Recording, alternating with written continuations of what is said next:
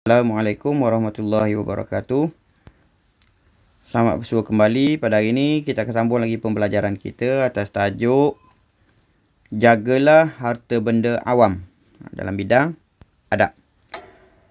Muka surat dalam buku teks 189 hingga 190. Baik, kita tengok. Di sini perhatikan dan fikirkan. Ini perhentian bas, sekolah, pondok telefon, masjid, taman permainan. Baik. Kesemua tempat yang kita sebut tadi, adakah milik peribadi kita atau berkongsi dengan orang lain? Adakah perhentian bas hak kita, sekolah yang kita punya, pondok telefon pun kita, masjid pun kita punya, taman permainan pun kita punya? Jawapannya tidak. Ini semua tempat adalah kegunaan untuk orang ramai. Bila sebut untuk kegunaan orang ramai, maka ia adalah harta benda awam.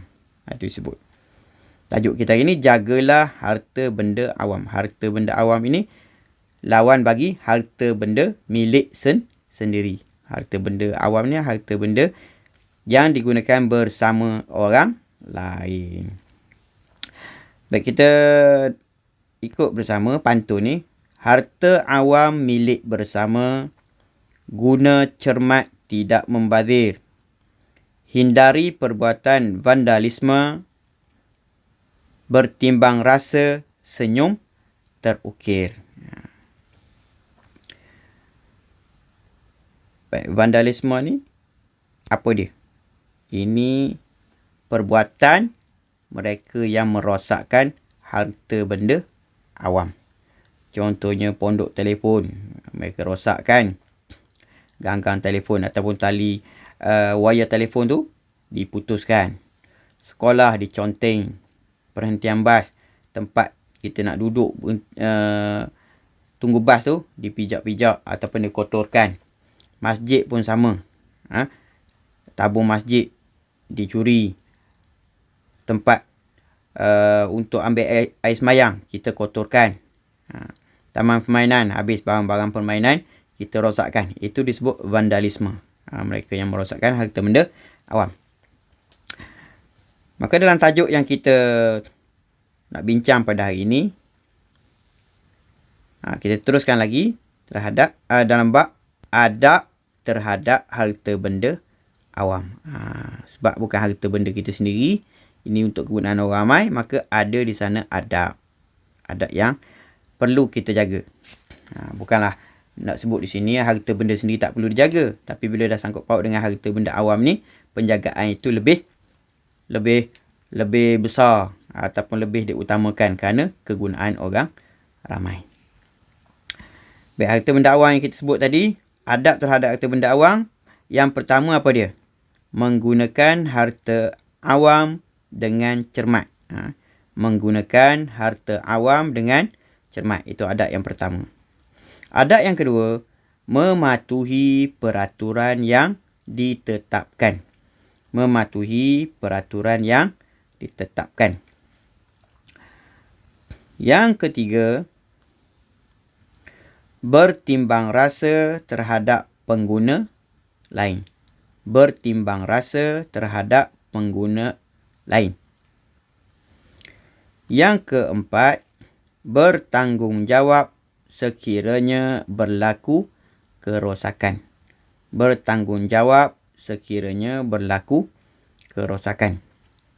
Dan yang kelima, tidak membazir. Tidak membazir. Itu 5 adab terhadap harta benda awam. Contoh yang pertama tadi, menggunakan harta benda awam dengan cermat. Contohnya telefon. Kita gunakan dengan baik, dengan cermat. Jangan rosakkan. Yang kedua ni, mematuhi peraturan yang ditetapkan. Contohnya kita pinjam buku. Buku di perpustakaan. Maka peraturan yang telah ditetapkan, contohnya pinjam pada minggu ni, kena pulang pada minggu depan. Maka kita patuhi peraturan tersebut, pulang pada minggu hadapan. Bertimbang rasa terhadap pengguna lain. Contoh di sini. Nampak? Kita parking ataupun kita letakkan basikal kita di tempat letak kereta. Tempat parking kereta. Tempat letak kereta, maka menyusahkan orang lain.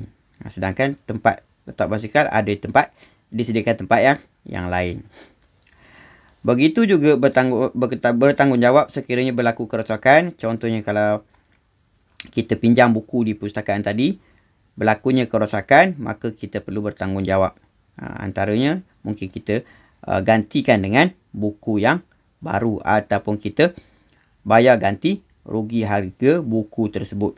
Begitu juga dengan buku teks yang kita miliki tu, kita kena bertanggungjawab. Sekiranya berlaku kerosakan ataupun kehilangan, kita perlu ganti jika hilang. Rosak, kita perlu bayar dengan bayaran yang telah ditetapkan. Dan seterusnya, tidak membazir dalam gambar ni. Kita mengambil air semayang di masjid ataupun tempat semayang, maka air yang digunakan ni gunakan sekadar perlu. Kerana ini hak orang lain.